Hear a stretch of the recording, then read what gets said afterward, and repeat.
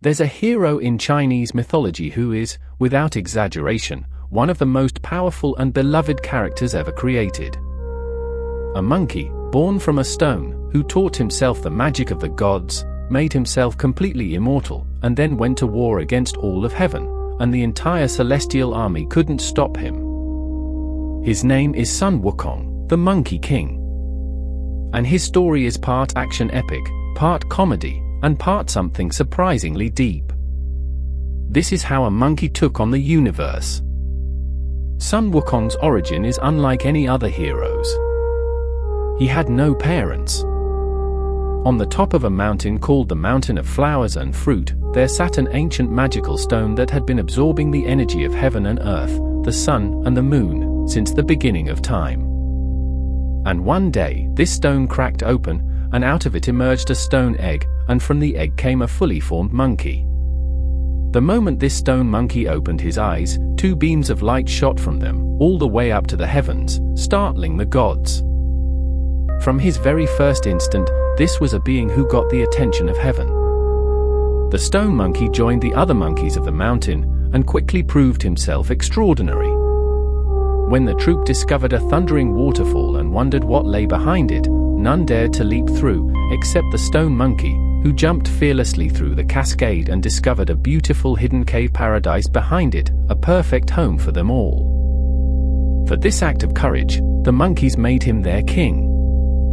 He named himself the handsome Monkey King, and for a few hundred years he lived in joy with his monkey subjects in their hidden paradise. But the Monkey King was clever, and one day a terrible thought struck him in the middle of all his happiness. No matter how good life was, one day he would grow old, and one day he would die. And the Monkey King decided, then and there, that he refused to accept death. He would go out into the world and find a way to become immortal.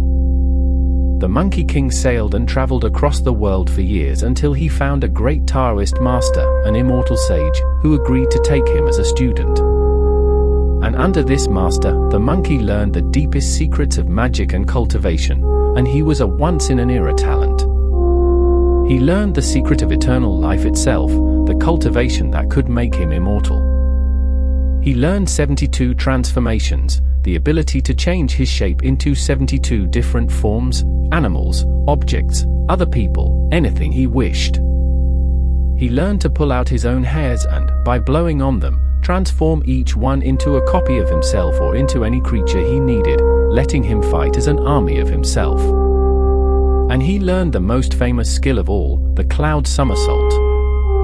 With a single somersault, Sun Wukong could travel an almost unimaginable distance, 34,000 miles, by some counts 108,000 li, in one leap. He could cross the world in a heartbeat. But a warrior needs a weapon. So Sun Wukong went down into the undersea palace of the Dragon King of the Eastern Sea and demanded a weapon worthy of him. The Dragon King, hoping to get rid of him, pointed him toward an enormous iron pillar in his treasury that no one had ever been able to lift, a magic rod that had once been used to set the depth of the seas. The moment Sun Wukong touched it, the pillar glowed and responded to him. He pulled it free with ease. And he discovered its greatest power, it obeyed his command to change size. He could shrink it down to the size of a sewing needle and tuck it behind his ear, or grow it to the size of a tower, as heavy as a mountain.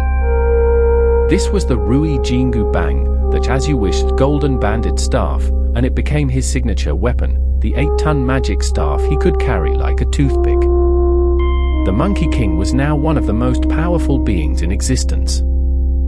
And he was about to find out he had no respect for authority whatsoever. Sun Wukong's defiance knew no limits, and it started with the underworld. One day, the agents of death came to take his soul, since his allotted lifespan had ended. Most beings accept this. The Monkey King did not. He fought his way into the underworld, marched up to the registers of life and death, the great ledgers that record exactly when every living thing must die, found the page with his own name on it, and simply crossed it out. Then, in a fit of rebellious generosity, he crossed out the names of all his monkey subjects too, freeing his entire kingdom from death.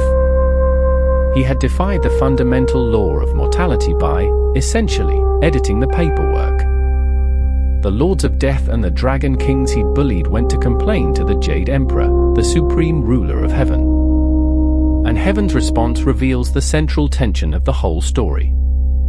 Rather than punish this unruly monkey, a wise official suggested they try to control him by bringing him up to heaven and giving him an official title, co-opt the rebel by making him part of the establishment. So the Jade Emperor summoned Sun Wukong to heaven and gave him a grand-sounding position. The Monkey King was thrilled until he discovered that the impressive title was actually a joke. He had been made the keeper of the heavenly horses, essentially a stable boy, the lowest job in all of heaven. When Sun Wukong realized he'd been tricked and insulted, given a meaningless title to keep him quiet, he was furious. He smashed his way out of heaven, returned to his mountain, and in an act of breathtaking audacity, declared himself by a new title of his own choosing, the Great Sage Equal to Heaven. He was announcing, to the entire cosmos, that he considered himself the equal of the supreme powers of the universe. And then he dared heaven to do something about it. Heaven sent its armies to arrest the insolent monkey, and Sun Wukong defeated them.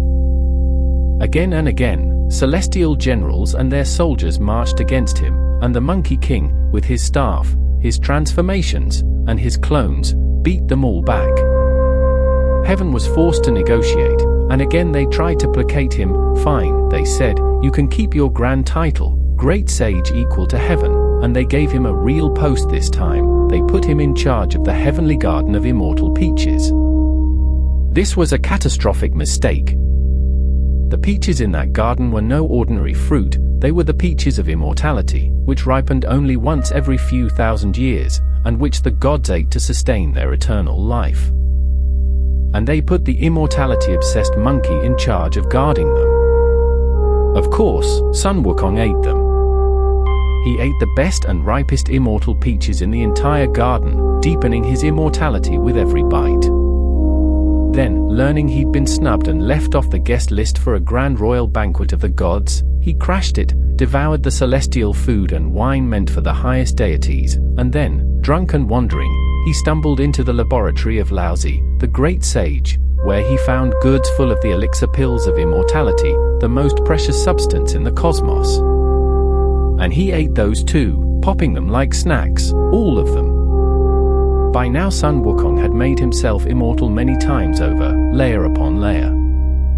And when heaven finally mustered the force to capture him, they found he simply could not be killed. They tried to behead him, to stab him, to burn him, to strike him with lightning, and nothing left a mark. In desperation, Laozi threw him into his sacred furnace, the cosmic crucible, and cooked him in its divine fire for 49 days, certain that would finally destroy him and refine his body to ash. But when they opened the furnace, Sun Wukong leapt out very much alive, and even stronger. The furnace's smoke had only given him one more power, fiery golden eyes that could see through any disguise or transformation, and that could pierce illusion to the truth. Now enraged, the Monkey King ran wild through heaven itself, fighting off every god, wrecking the celestial halls. Not even the combined might of heaven could subdue one monkey. The Jade Emperor, ruler of the universe, was reduced to sending for help from the one being who might be greater still, the Buddha. The Buddha arrived, calm amid the chaos, and asked the raging Monkey King what all this was about. Sun Wukong boasted of his powers, his immortality, his cloud somersault that could cross 108,000 li in a single leap, and demanded the throne of heaven itself, declaring no one was his equal. The Buddha listened, and then made him a simple wager. If Sun Wukong could leap out of the palm of the Buddha's hand, the Buddha said, then he would grant him the throne of heaven. But if he could not even jump out of one hand, he would have to submit and accept punishment. Sun Wukong almost laughed. He could cross the world in one somersault, how could he fail to leap out of a single hand? He jumped onto the Buddha's palm and somersaulted away with all his might. He flew what felt like an impossible distance, until he reached the edge of the world, where 5 great pink pillars rose into the mist. confident he'd reached the end of the universe, and being a crude and cocky monkey, he marked one of the pillars to prove he'd been there, and somersaulted all the way back to claim his prize. But when he landed and demanded his throne, the Buddha smiled and told him to look. Sun Wukong had never left the Buddha's hand at all. The 5 pillars he'd reached were simply the 5 fingers of the Buddha, and the mark he'd left was right there, on the Buddha's finger. For all his speed, for all his power, the Monkey King could not even leap across the palm of a truly enlightened being. And as Sun Wukong tried to flee in shock, the Buddha turned his hand into a mountain, the 5 Elements Mountain, and trapped the Monkey King beneath it. There Sun Wukong was imprisoned, pinned under the weight of the mountain, unable to escape, for 500 years. Now, here's why this isn't just a fun action story.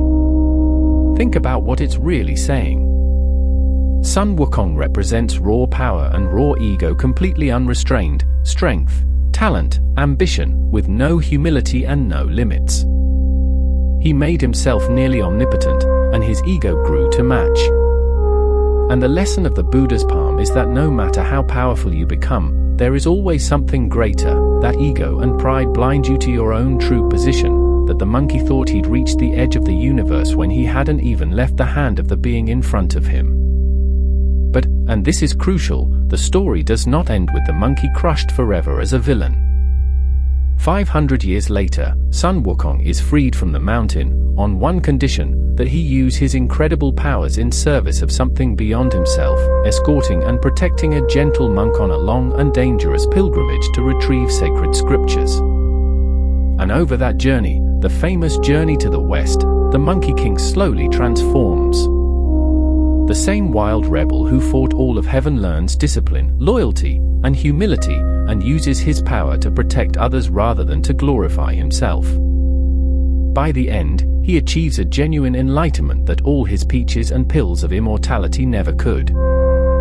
That's the real arc of Sun Wukong. He's not just the rebel who stormed heaven. He's the story of ungoverned power and ego learning, the hard way, to find meaning in something larger than itself. And that's why, for centuries, he's been one of the most beloved characters in the world, because everyone, deep down, is a little bit of the Monkey King. So Sun Wukong is so much more than a monkey with a magic staff. He's the ultimate underdog who made himself the equal of gods, the rebel who terrified all of heaven, and finally the proud spirit who learned that real greatness isn't power without limits, it's power with purpose. He's been thrilling audiences for 500 years, and he's only getting more popular around the world. If you want more of these epic Chinese legends, like the archer who shot down 9 sons and the wife he lost to the moon, that's where we're going next. Subscribe, and stay rebellious.